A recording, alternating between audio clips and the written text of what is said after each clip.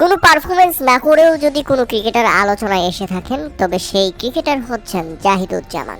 আর জাহিদুজ্জামানের কথা শুনতেই আপনার মাথায় উঠে গেছে তার সব সেলিব্রেশনগুলো।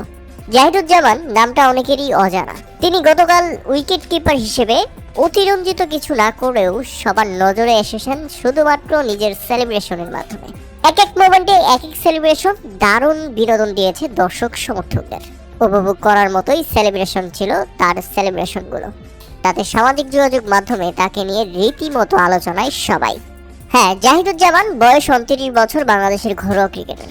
এখনো বিপিএলে তার সেভাবে সুযোগ আসেনি, তবে জীবনে প্রথমবার দেখতে পারেন কিংবা শুনতে পারেন সে চট্টগ্রামের উইকেট কিপার হিসেবে মাঠে নামার আগেই হয়তোবা প্ল্যান করে নেমেছিল যে আজকে তার নাম বা তাকে আর কেউ আর কোনোদিন দর্শক সমর্থকরা ভুলবে না। আর তার প্ল্যান কাজে লেগে গেছে। অন্তত এই মানুষটার নাম আর কখনো ভুলবে না ভক্ত সমর্থকরা। জাহিদুজ্জামান সুই থেকে শুরু করে সব ধরনের কমফু সেলিব্রেশনের জনক। সেলিব্রেশনগুলোর নাম জানতে পারলে ভাল লাগতো, তবে কেউ জানলে আমাকে অবশ্যই জানাবেন তার সেলিব্রেশনগুলোর নাম কিভাবে দেওয়া যায়।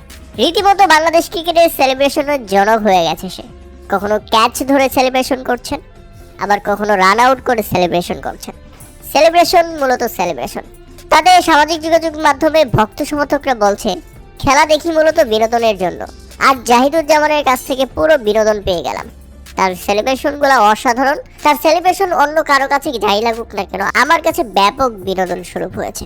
তাহলে একটাবার চিন্তা করুন, স্টেট ফরওয়ার্ড কোনো ক্যাচ নিয়ে যেই বান্দায় এরকম সেলিব্রেশন করলো, তার সামনে যদি কোনো ব্লাইন্ডার হয়, অথবা মুশফিকের মতো ডাইভিং করে ক্যাচ হয়, বা সোহান লিটনের মতো এফোর্টফুল সিরিয়াস ডিসমিসাল হয়, তাহলে এই জাহিদুজ্জামান কি ধরনের সেলিব্রেশন তখন করবেন সেটা বুঝেই আমি টেনশনে পড়ে গেছি।